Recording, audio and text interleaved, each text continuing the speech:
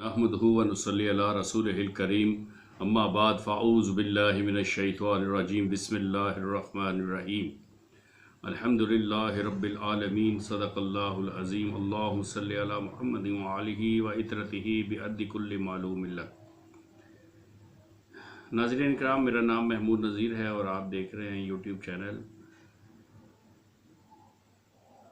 पिछले कोई 25-30 घंटों में पाकिस्तान में स्पेशली कौमी असम्बली में एक बिल पेश किया गया है, जिस बिल को पेश करने में हरावल दस्ता और रूह रवां जो हैं वो शीरी मज़ारी साहिबा हैं, और वो है फोर्स्ड कन्वर्जन का बिल। फोर्स्ड कन्वर्जन कहते हैं जबरी तौर पे मज़हब तब्दील करने के ख़िलाफ़ कोई कानून लेके आने को। इस सिलसिले में मुझे बहुत मुख्तसर सी बात करनी है। कायम अली शाह के ज़माने में क्या हुआ, मुराद अली शाह के ज़माने में क्या हुआ, फिर उस गड़े मुर्दे को क्यों इन्होंने उखाड़ा और ये क्या मामलात हैं, और पीर मिट्ठू शाह जो थे वो उनका क्या रोल था, खैरपुर में क्या हुआ, सक्खर में क्या हुआ, रोड़ी में क्या हुआ, या उबाड़ों में किस किस्म के वाक़यात पेश आए तब्दीली मज़हब के। मुझे इस पे बात नहीं करनी, इसके बारे में लोगों को बहुत कुछ मालूम है। मैं एक दो बहुत बुनियादी सी बातें करना चाहता हूँ। पहली बात यह है कि ये कानून हमें अगर ये पास हुआ तो ये होगा कि पाकिस्तान में किसी को भी दीन इस्लाम की दूसरी कौम अक़वाम और दूसरे मज़ाहब को मानने वालों के सामने इस्लाम की दावत रखने का इख्तियार आप छीन लेंगे। एक शख्स जो इस्लाम कबूल करना चाहेगा, उसकी उम्र 18 साल से अगर ज़्यादा होगी तो उससे पूछा उसको गवर्नमेंट ये फैसिलिटेट करेगी कि वो 8 से 10 माह तक कंपैरेटिव रिलीजन को पढ़े, यानी कि तकाबुल अदियान मुख्तलिफ मज़ाहब को पढ़े। फिर उसके बाद वो इंटरव्यू करेगी, उससे बाद सवाल जवाब करेगी कि क्या तुम अब भी इस्लाम कबूल करना चाहते हो। तो और अगर वो किसी भी मरहले पे इस्लाम को कबूल करने से वो रिट्रीव कर गया, उसने कहा मैं नहीं करना चाहता, तो जिस किसी ने उसको इस्लाम की दावत दी होगी, इस्लाम कबूल करने के लिए तरगीब दी होगी, उसको जेल में डाल दिया जाएगा। अब ये वक्त पाकिस्तान पे आना था जो आ चुका, कि इस्लाम के नाम पे बनने वाला मुल्क जिसकी बुनियाद पाकिस्तान का मतलब क्या, ला इलाहा इल्लल्लाह मुहम्मदुर रसूलुल्लाह थी और है, वहीं पे इस्लाम की दावत देने के ऊपर पाबंदी है या पाबंदी लगा दी जाएगी। अलमिया ये है कि पहले तो एक दो सवाल करता हूँ कि 18 साल से कम उम्र के बंदे को मज़हब तब्दील करने का इख्तियार नहीं होगा पाकिस्तान में अगर ये बिल पास हुआ तो, and this is a big if. तो तारीख़ इस्लाम में हज़रत अली रज़ी अल्लाह ताला अन्हु जिन्होंने 9 साल की उम्र में इस्लाम कबूल किया, उसको कहाँ पे ब्रैकेट करेंगे आप?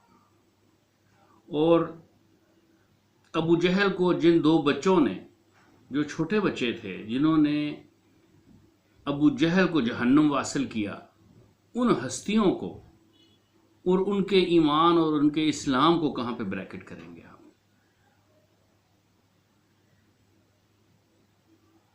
इसके अलावा मैं चाहता हूँ कि मैं बहुत मुख्तसर बात करूँ इस पे, जो असल बात है उस पे सवाल उठाऊँ।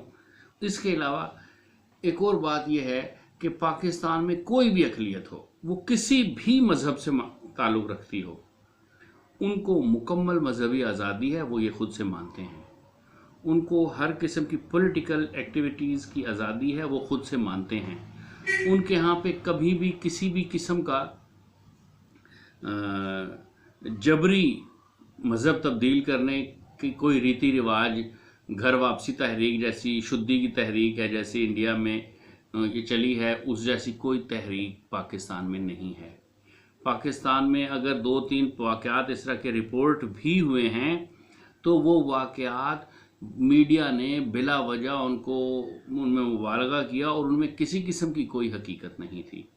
अभी इस्लामी नज़रियाती काउंसिल के एक बड़े मोतमद शख्सियत हैं डॉक्टर उमैर सिद्दीकी साहब, انہوں نے لگ بھگ 50 مختلف لوگوں کے انٹرویوز کیے ہیں 4-5 صوبوں میں، اقلیتوں کے، اور بڑی ڈیٹیل، اور ان لوگوں کے بھی جنہوں نے اسلام قبول کیا کسی اور مذہب سے، ان کے بھی، سب کا متفقہ طور پہ یہ کہنا ہے کہ ہمیں کسی قسم کا کوئی تھریٹ نہیں ہے پاکستان میں، ہمیں ہمارے مذہب کو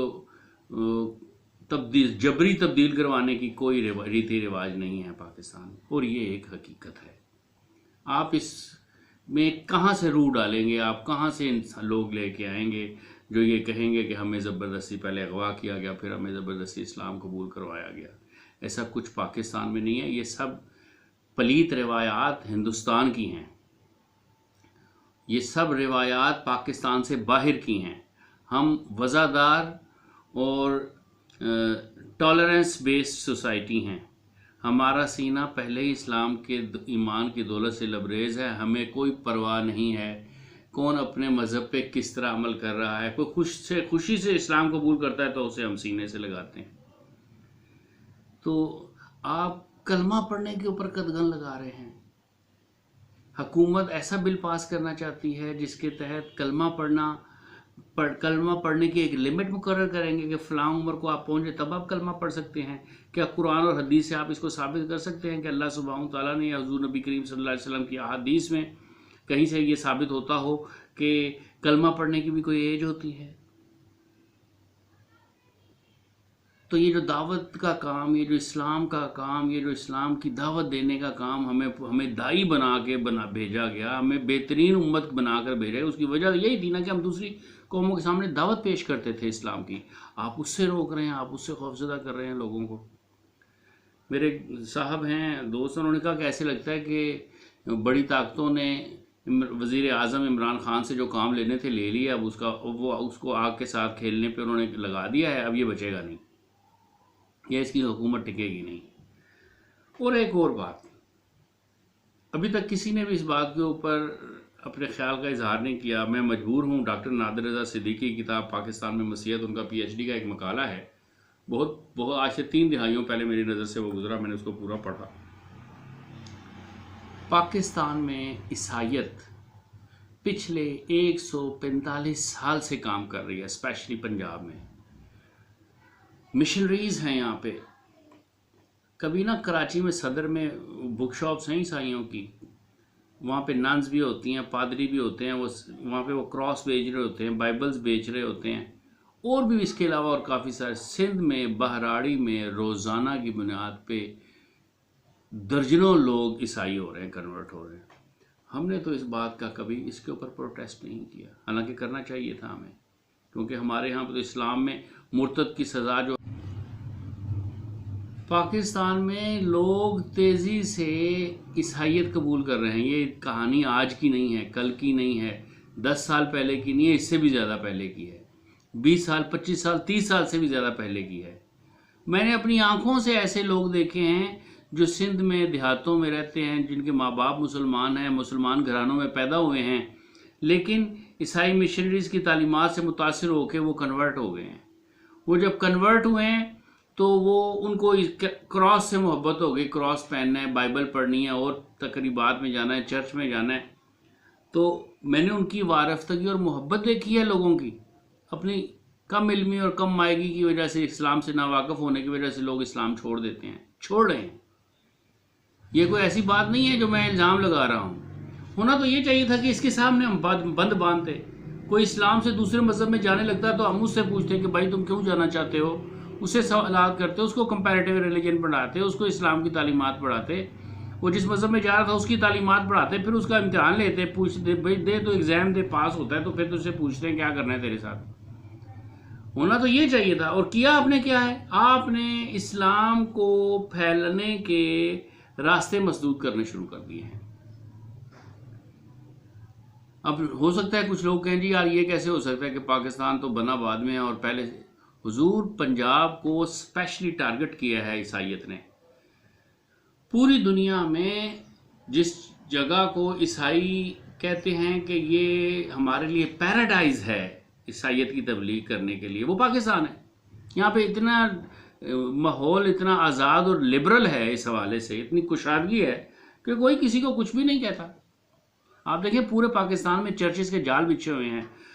کیتھولک یہاں پہ ہیں، پروٹیسٹنٹ یہاں پہ ہیں، پریسبیٹیرینز یہاں پہ ہے، سلویشن آرمی یہاں پہ ہے، ایڈوینٹسٹ یہاں پہ ہیں.